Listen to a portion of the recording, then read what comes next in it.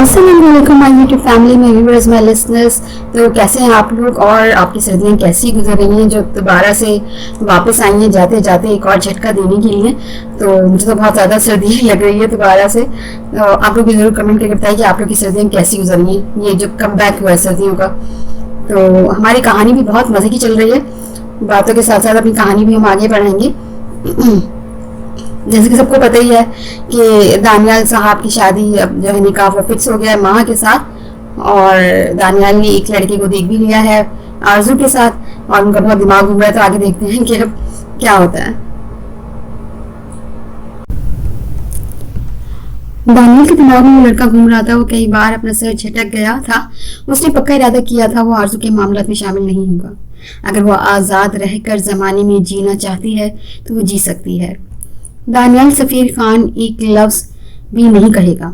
उसने ऐसा ही किया था, वरना तो उस लड़के के बढ़ते कदमों पर ही उसकी टांगे तोड़ देता। वो फाइल खोले सर उसने दिए, पूरा ध्यान फाइल पर दे रहा था जब उसने शिद्दत से फाइल टेबल पर पटक डाली थी।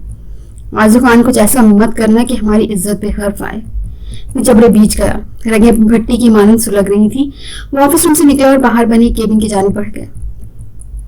रफीक साहब, कुर्सी का सीट कर वो उस पर बैठते बोला। सामने रफीक साहब काम कर रहे थे, वो उसकी कंपनी के आला अहदेदार थे। वो तब से दानियाल की कंपनी में काम कर रहे थे जब दानियाल की उम्र 15 से 16 साल थी, और अब तक ईमानदारी से यहाँ पर टिके हुए थे। दानियाल उनकी बहुत इज्जत करता था। अक्सर जब वो बहुत ज्यादा गुस्से में होता, सारा स्टाफ रफीक साहब को मदद के लिए पुकारता था, क्योंकि दानियाल उनकी अक्सर कई बातें मान जाया करता था। सर क्या हुआ? वो चश्मा आंखों से उतारते पुरशफ़क़त मुस्कुराहट चेहरे पर सजाए बोले। प्लीज रफीक अंकल, सर मत बोला करें। मुनफी में सर हिलाते बोला तो वो मुस्कुरा दिए। क्या हुआ? थके थके से लग रहे हो, सब ठीक है? आरजू बेटी ने फिर परेशान कर दिया। रफीक साहब लब दबाए बोले। दानियाल ने टेबल पर सर टिका दिया। बचपन से लेकर अब तक आरजू और दानियाल खान की लड़ाई झगड़ों की दास्तान से वो अच्छी तरह से वाकिफ थे।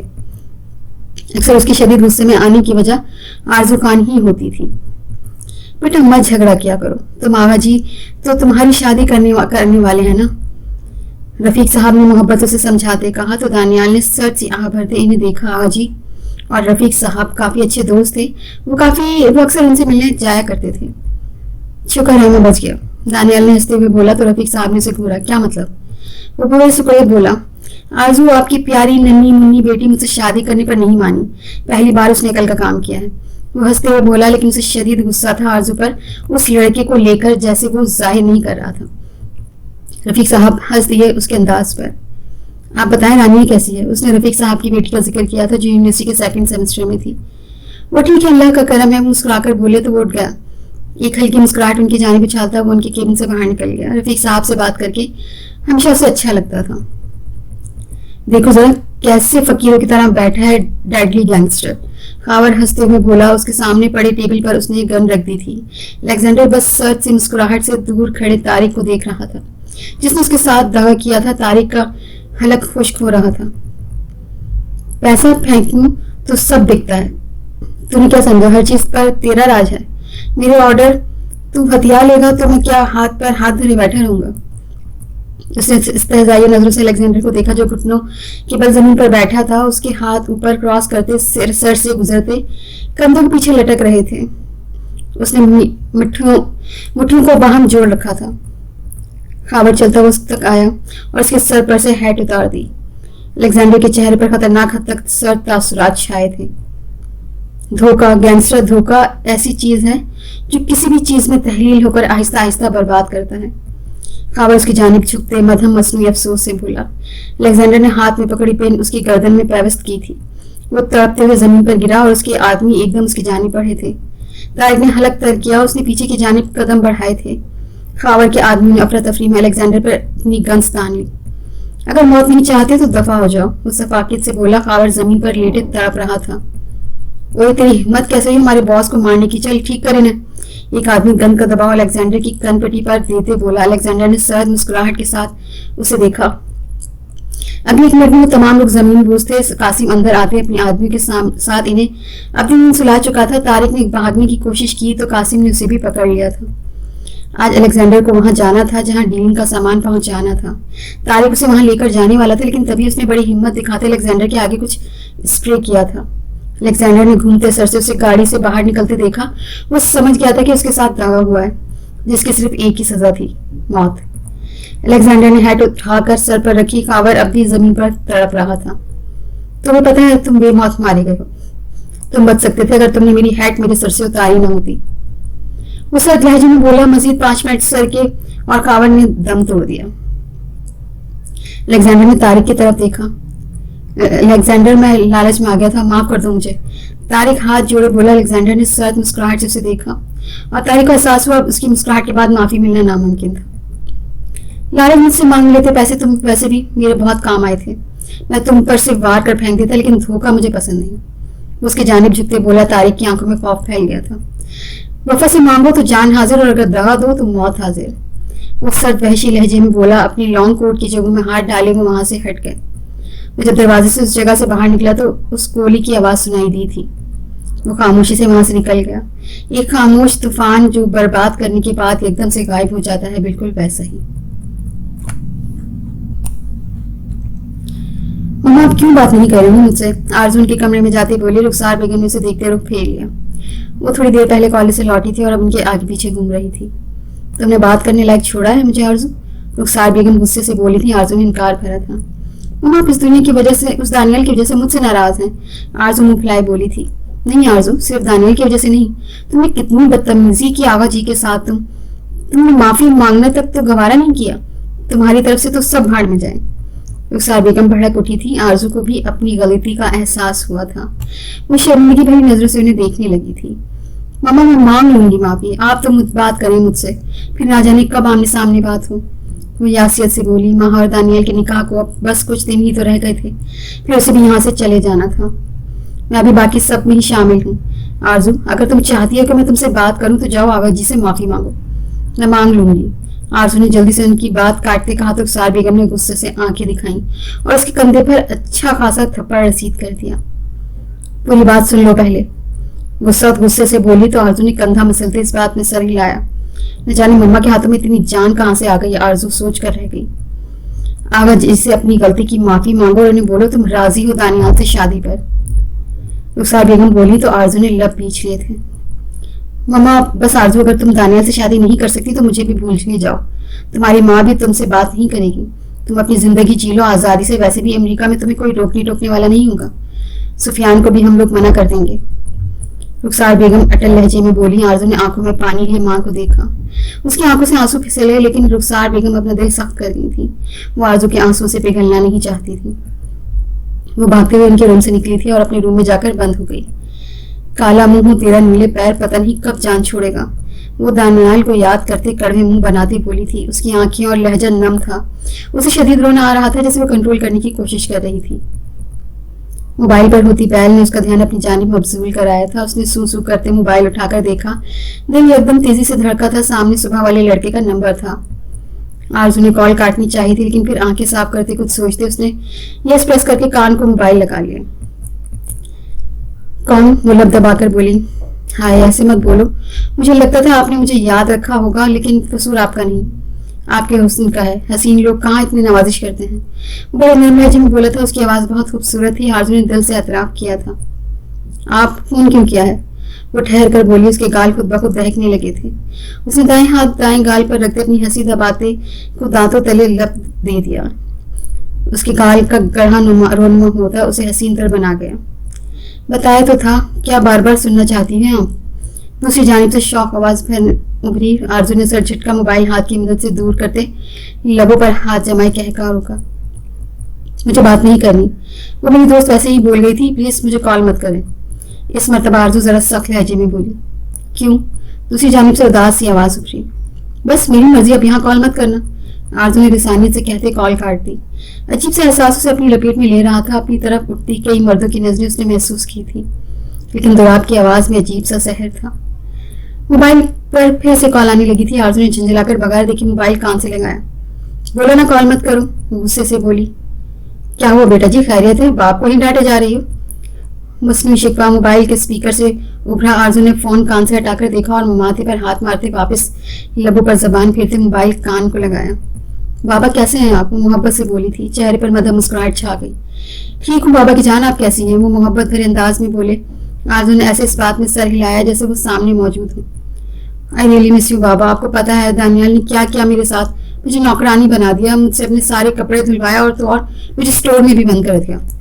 आरजू मेरी बात सुने बेटा, वो मासूमियत से बोलते ही जा रही थी जब शहीर साहब ने उसे टोका। जी बाबा। जमीन को तकते हुए वो आहिस्ता आहिस्ता आवाज में बोली जैसे उसे पता चल गया हो कि उसके बाबा क्या कहने वाले थे। आगा जी नाराज हैं आपसे, है ना? आपने इनकार क्यों किया? तो आखिर वही हुआ जिसका डर था। बात तो बई में बैठे शहीर साहब तक भी पहुंच गई। बाबा मैं माफी मांग लूंगी आगा जी से, लेकिन मुझे दानिया से शादी नहीं करनी, वो उदासी से बोली थी। मेरे कहने पर भी नहीं बेटा, वो मान से बोले। आज मैं जब से लब भींच लिए थे। हमेशा उसके बाबा ने उसकी हर ख्वाहिश पूरी की थी। और अब एक बात थी जो वो बड़े मान से बोल रहे थे। आरज़ू अजीब कश्मकश में पड़ गई थी। बाबा आप नाराज हो जाएंगे अगर मैं ना कहूंगी? वो जमीन को घूरते जमीन पर पांव के अंगूठे से कुछ बनाते बोली। हाँ शायद, वो गहरी सांस लेकर बोले। आरज़ू की आंखें छलक पड़ी थी। उसने लबों को दबाकर सिसकी रोकी। दानियाल तुम्हारी हमेशा हिफाजत करेगा आरज़ू भी। इनकी बात मुकम्मल भी नहीं हुई थी जब आरज़ू ने फोन रख दिया। आंखों पर एक हाथ रखते वो रोने लगी थी। उसके आंसू फिसलते गालों पर बहने लगे थे। आहिस्ता आहिस्ता दिन गुजरने लगे थे। जैसे जैसे वक्त गुजर रहा था माँ की फिक्र बढ़ती जा रही थी। अजीब जान सूली पर लटकी थी, ना किसी को बता सकती थी, निकाह कर सकती थी। आरज़ू ने उस दिन के बाद अपने बाबा को फोन पे नहीं किया।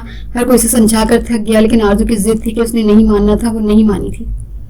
कल तुम्हारे बाबा आ रहे हैं, रुखसार बेगम ने सर से इसी नजर उस पर डालते कहा। अच्छा, वो तो परसों आने वाले थे। वो माँ के नाराज चेहरे को देखते बोली। वहाँ के निकाह में शिरकत करना चाहते हैं। उन्होंने आरज़ू खान को कनखियों से देखते कहा था। आरज़ू लब पीछे इस बात में सर हिला गई। सबकी बेवकूफ़ी आरज़ू को अंदर ही अंदर से मार रही थी, लेकिन वो भी डटी रही थी। उसे शादी नहीं करनी थी, सो वो किसी सूरत हाँ नहीं करने वाली थी। वहां पर तुम यूनिवर्सिटी नहीं जाओगी, मैं कॉलेज जा रही हूँ, उठते हुए बोली। किसी ने भी उस पर तवज्जो नहीं दी थी। वो कंधे उचकाते बाहर निकल गई। खान बाबा गाड़ी निकाले, वो बोली तो खान बाबा ने इस बात में सर हिला दिया। वो गाड़ी में जाकर बैठ गई। जब खान बाबा गाड़ी से उतरे और फ्रंट सीट पर दानियाल आकर खामोशी से बैठ गया। आरज़ू ने किताब से सर उठाकर चौंक कर उसे देखा। खान बाबा आप मुझे लेकर जा रहे हैं तो जाएं, वरना मुझे नहीं जाना। वो गाड़ी से उतर गई। दानियाल ने लब बीच लिए थे। आरज़ू को वो किसी भी किस्म की हिमाकत नहीं करने देना चाहता था, तभी वो खुद उसे छोड़ने जा रहा था। लेकिन उस दिन बीच सड़क में उसका छोड़ जाना वो कहाँ भूली थी। खामोशी से गाड़ी में बैठो। वो गाड़ी बाहर निकलते फ्रंट डोर जोर से बंद करते बोला। आरज़ू ने तीखी नजरों से उसे देखा। क्यों, आज आप मेरे भाई बन गए हैं या बाप या फिर नौकर? आंखों में गुस्सा भरे दानियाल सफीर खान ने मुठ्ठियां भींच ली थी। गाड़ी में बैठो खामोशी से। मैं नहीं चाहता तुम हमारी इज्जत का तमाशा लगाओ, वो ढके छुपे अंदाज में बोला। आरज़ू ने चौंकते उसकी बात पर उसे देखा। आखिर क्या मतलब है इस बात का? और मुझे नहीं जाना आपके साथ। खान बाबा छोड़कर आए ये तो मैं चली जाऊंगी, वरना हरगिज नहीं जाना मुझे, वो तड़क कर बोली थी। फिर वही रोब जमाता लहजा दानियाल का उसे एक आंख नहीं भाया था। ठीक है मत जाओ, अंदर जाओ। फिर वो जेबों में हाथ डालते बोला। आरज़ू का दिल किया उसके सुकून आमेज चेहरे को नोच डाले। मेरी मर्जी में जहां मर्जी जाऊं जलील इंसान, वो गुस्से में कहते अंदर की जानी पड़ गई। दानियाल ने पीछे जबड़े बीचे थे, वो गुस्से में कुछ भी बोल देती थी। वो तने चेहरे समेत गाड़ी में बैठा और ऑफिस के लिए निकल गया था। सुबह से उबाल हो गई थी। अब आरज़ू कलस रही थी। एक तो दानियाल सफीर खान की वजह से उसे बेहद गुस्सा आ रहा था, दूसरा वो दुराब नाम का आजर जान ही नहीं छोड़ रहा था। बार बार नंबर तब्दील करके आरज़ू को कॉल कर देता और पिछले कुछ दिनों से घर में लेटर्स भी भेज रहा था। आरज़ू अब से आ गई थी। क्या मुसीबत है तुम्हें? दानियाल का गुस्सा शायद दुराब पर निकलने वाला था। वो गुस्से से उखड़े लहजे में बोली। तमीज से बात करें मोहतरमा, बहुत हो गया टांग नाटक, अब मुद्दे पर आते हैं। खामोशी से मुझसे मोहब्बत का इकरार करो, वरना दुराब के लहजे में इस बार अजीब सी पुरस्रारी थी। आरज़ू को उसकी आवाज़ अब जहर लगी थी। वरना क्या? वो फनकारी थी शदीद तैश में। वरना तुम खुद देख लो, वो तंजे लहजे में बोला। आरज़ू ने मोबाइल कान से हटाकर देखा। व्हाट्सएप नोटिफिकेशन आरज़ू ने ओपन किया तो बेसाख्ता उसके हाथों से फोन गिरते गिरते बचा। ये सब क्या है? आरज़ू का लहजा लड़खड़ा गया था। कैसी है? अगर मैं इन्हें तुम्हारे घर वालों को दिखा दूं तो? खबासत से भरपूर आवाज। आरज़ू ने हैरत से फिर मोबाइल को देखा। ये उस दिन की पिक थी जब दुराब ने आरज़ू को गिरने से बचाया था। वो तस्वीर में बहुत मुख्तलिफ एंगल से ली गई थी। जहाँ एक पिक में दुराब आरज़ू की कमर में हाथ डाले खड़ा था और दूसरी तस्वीर में वो उसकी जानिब इस अंदाज में झुका हुआ था कि कोई भी देखता तो गलत ही समझ लेता। क्या चाहते हो? घर वालों को याद करते आरजू को आंखें नम हुई थी, सबसे बढ़कर दानियाल को याद करते उसकी आंखें फैल गई। इंसान ऐसे भी होते हैं, आरजू सोच कर रह गई। वो लड़का जिसकी आवाज पर वो उसे सराह रही थी वो ऐसा निकलेगा आरजू ने सोचा भी ना था। अभी तो मोहब्बत का इजहार, फिर 2 दिन बाद मुलाकात, वो शोफी से बोला। आरजू ने बेबसी से मोबाइल को देखा और फोन खटाक से बंद कर दिया था। वो तो समझ रही थी कि दुराब खान अच्छा लड़का है और मरवा ने भी तो यही कहा था, फिर ऐसे कैसे सच शुक्र था कि उसने मरवा की बात नहीं मानी थी। आरजू खान जैसा लोगों को सोचती थी वो वैसे नहीं थे। अभी तो ऐसी बहुत सी चीजें थीं जो उस पर आश्कार होनी बाकी थी। आरजू का दिल घबराने लगा था, आंखों से आंसू फैलकर नीचे गिरने लगे थे। मैसेज नोटिफिकेशन टून बज रही थी, बार बार मैसेज आ रहा था, मगर आरजू को होश ही कहाँ था। उसका दिमाग माफ हो रहा था, क्या घर में ऐसी सिचुएशन थी कि कोई इसकी बात का यकीन कर लेता? हरगिज नहीं, सब उसी को गलत समझेंगे, वो क्या करे। मैं तो तुम्हारे घर के साथ पूरे सोशल मीडिया पर वायरल कर दूंगा अगर अभी तुमने मुझसे मोहब्बत का इकरार नहीं किया। एक और धमकी भरा मैसेज जिसे देखते आरजू की रूह फना हुई थी। वो रोते हुए नफी में सर हिला गई। उसे कुछ समझ नहीं आ रहा था वो क्या करे। वो आरजू खान थी, अब हर चीज का जवाब देने वाली, लेकिन आज इस सिचुएशन में उसे समझ नहीं आ रहा वो क्या करे। नहीं प्लीज, इसने मुश्किल से टूटा फूटा मैसेज सेंड किया। जल्दी करो, मैं वेट कर रहा हूँ, उसके बाद तुम्हें जगह बताऊंगा और अगर तुम ना आई तो मैं तुम्हारे घर आ जाऊंगा। आरजू की रूह फना हो रही थी, उसने कांपते हाथों से आंसू साफ किए थे। I love you Durab Khan. कांपते हाथों से बगैर सोचे समझे आरजू ने मैसेज सेंड कर दिया। दूसरी जानब से फौरन जवाब दिया गया था। आरजू की आंखें बार बार धुंधला रही थी। ओके गुड गर्ल, बहुत खूबसूरत हो तुम, बारबी डॉल। अब कल ड्रेस भेजूंगा, आ जाना, तुम्हारी खूबसूरती महसूस भी तो करनी है।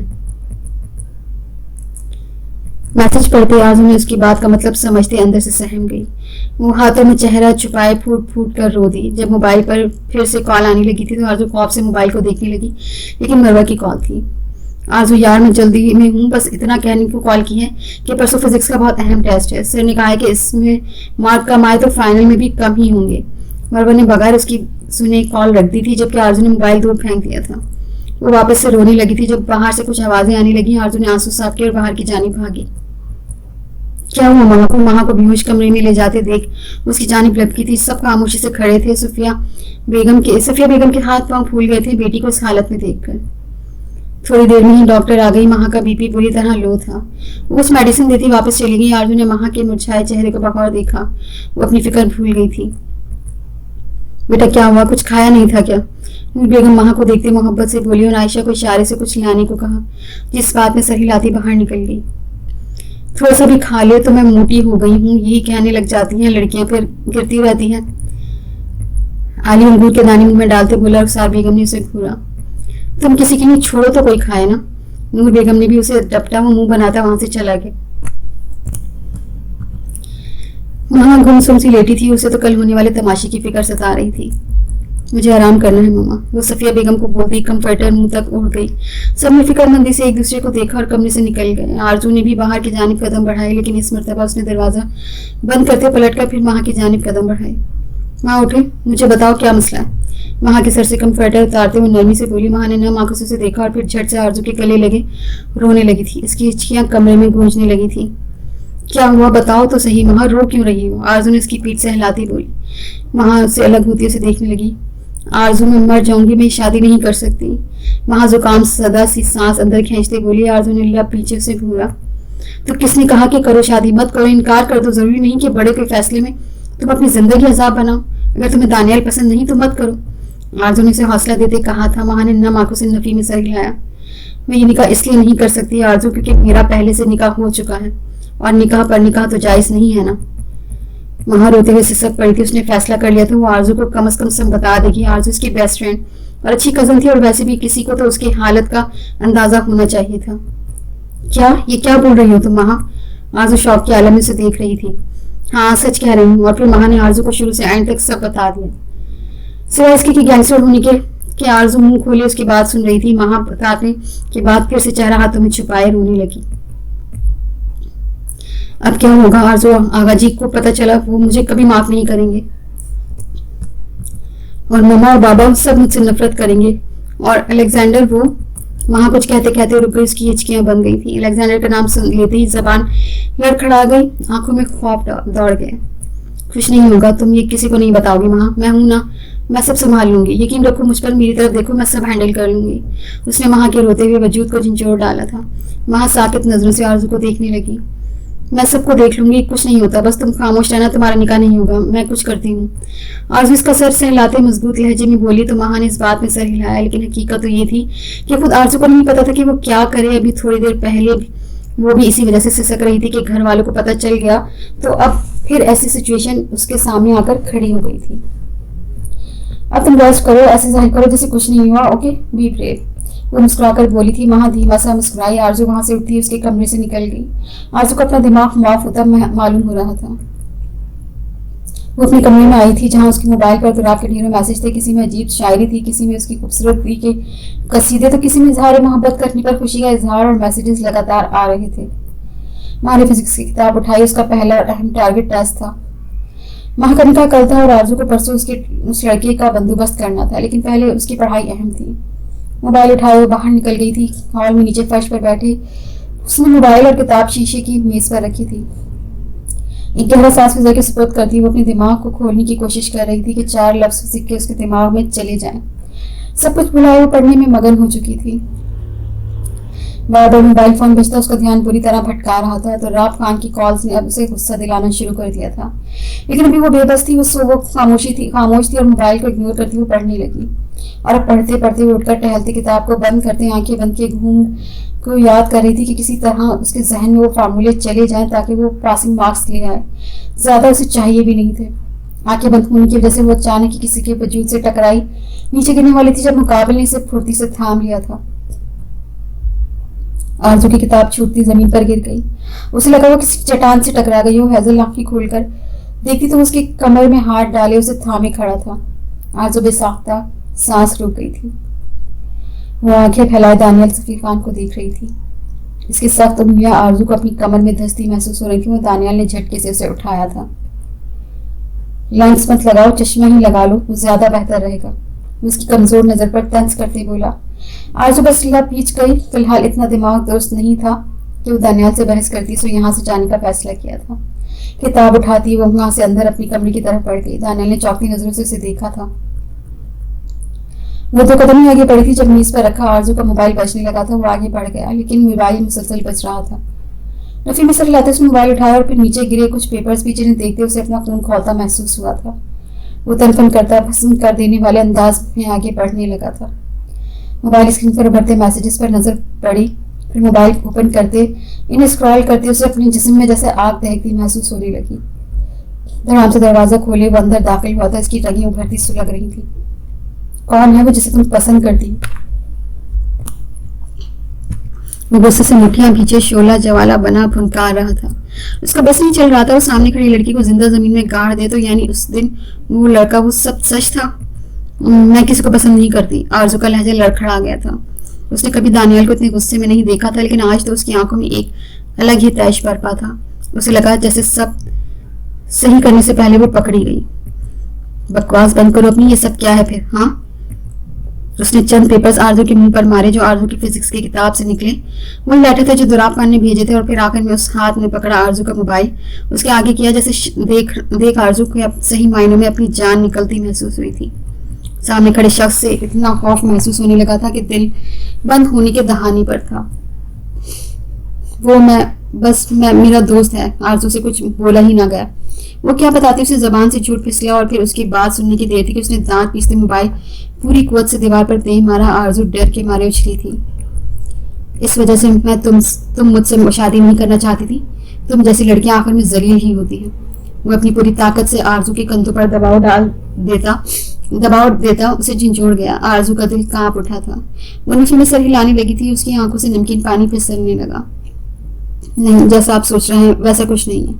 आरजू ने रोते हुए नम आंखों से नफी में सर हिलाते बोले। न जाने क्यों दानियाल सफीर खान की आंखों में खुद के लिए बेयकीनी उसका दिल बंद कर रही थी। ये शायद यहाँ कोई भी होता तो आरजू खान का दिल बंद होने वाला ही होता। मैं भी जाकर आगा जी को बताता हूँ। खबरदार अब अगर तुम घर से बाहर निकली, बस बहुत हो गया। कॉलेज जाने में टांगे तोड़ दूंगा तुम्हारी। वो इसके कंधों को छोड़ते शोला बार नजरों से घूरते एक एक लफ्ज चबा कर बोला कि आरजू ने नफी में सर हिलाया। अगर वो सबको बता देता तो सब लोग ही उससे नफरत करते। न जाने उसकी जात के बारे में कैसे सोचते, जबकि ऐसा कुछ था भी नहीं जैसा वो सोच रहा था। दानियाल प्लीज नो, वो ऐसा कुछ नहीं है, प्लीज किसको मत बताएं, ऐसा कुछ भी नहीं है। वो रोते हुए बोली। आरजू खान की हिचकियां बन गई। ये पहली बार था कि वो इतनी शिद्दत से दानियाल खान के सामने रो रही थी। हर मुजरिम पकड़े जाने के बाद यही कहता है, और क्या देखूं मैं, उससे मोहब्बत का इजहार किया है तुमने, साफ नजर आ रहा है, और तुम मुझे बोल रही हो ऐसा कुछ नहीं है। मेरी एक ये बात याद रखना आरजू खान, जो लड़की घर की चार दीवारी को जेल समझे और उससे फरार होने के रास्ते तलाश करे ना, तो फिर सारी दुनिया उसे मुजरिम समझती है। उन्होंने उठाकर कड़े जब्त को की हदों को छूता बोला। उसकी आंखें सुर्खी टपका रही थी और जबड़े हद से ज्यादा बीचे हुए थे। उसकी बात सुनते आरजू ने रोते हुए इसकी नजरों में देखा।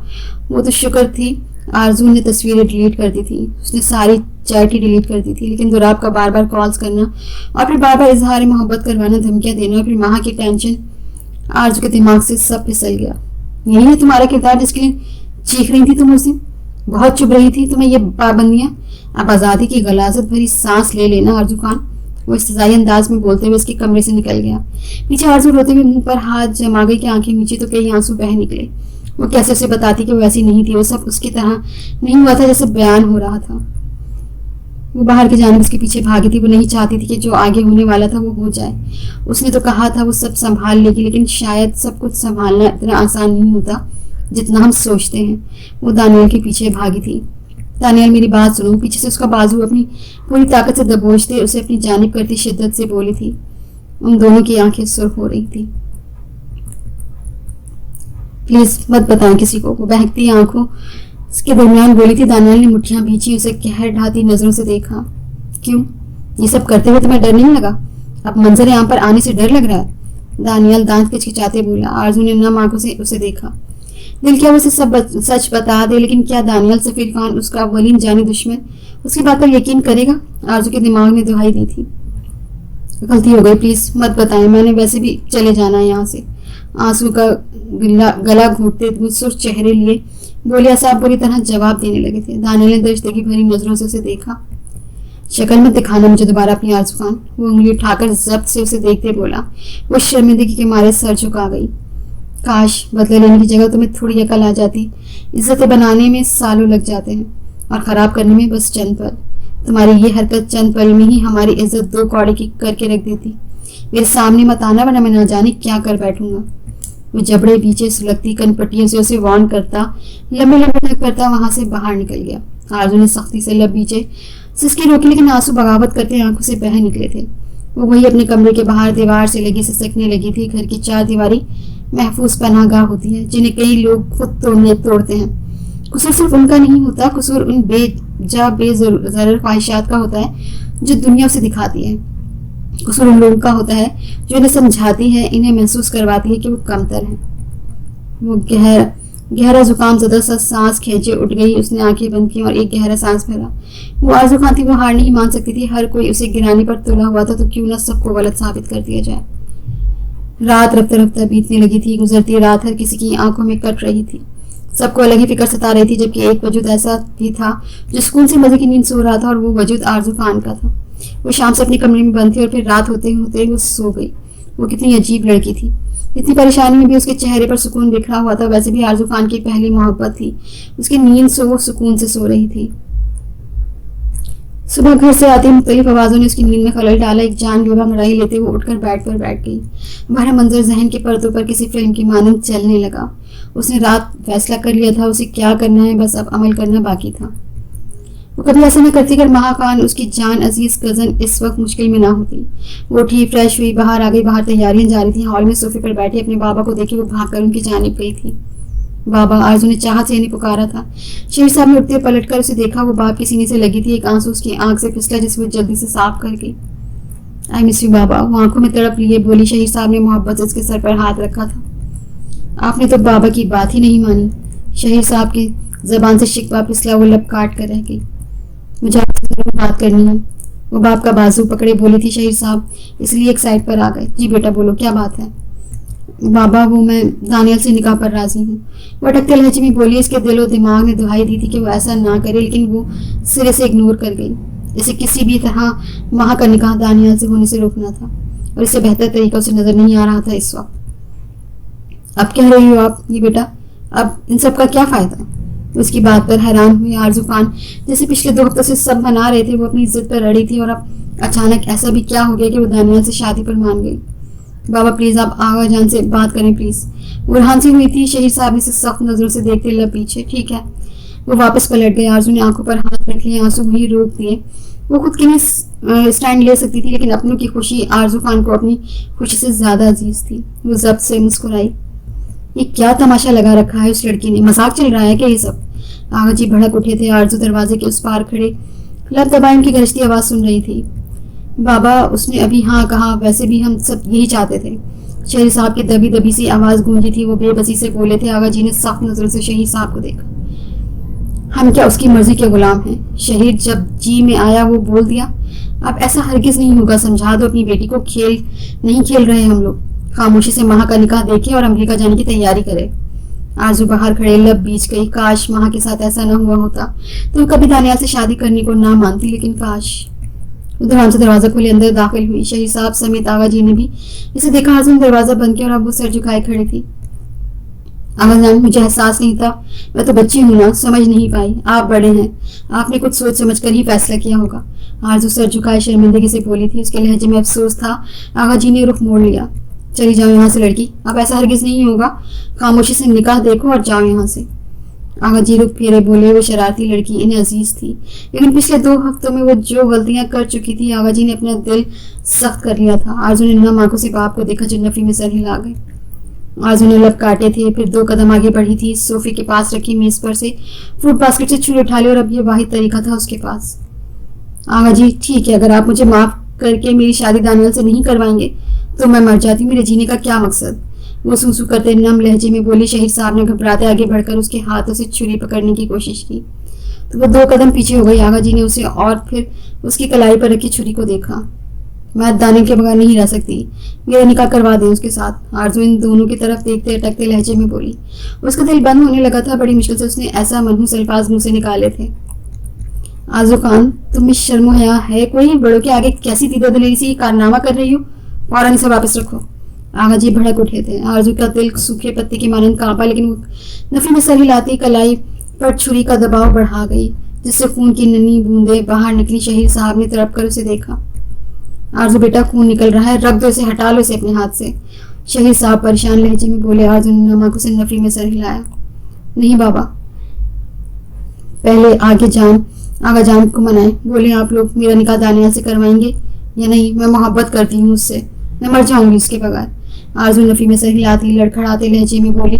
वो दोनों परेशानी और फिक्रमंदी से उसे देख रहे थे। ठीक है करवा दूंगा, हटाओ अब इसे फौरन। आगा जी ने अपनी सिरफिरी पोती के सामने हार मानी थी। वो बुजुर्ग थे, वो अच्छे से जानते थे आरजू झूठ बोल रही है।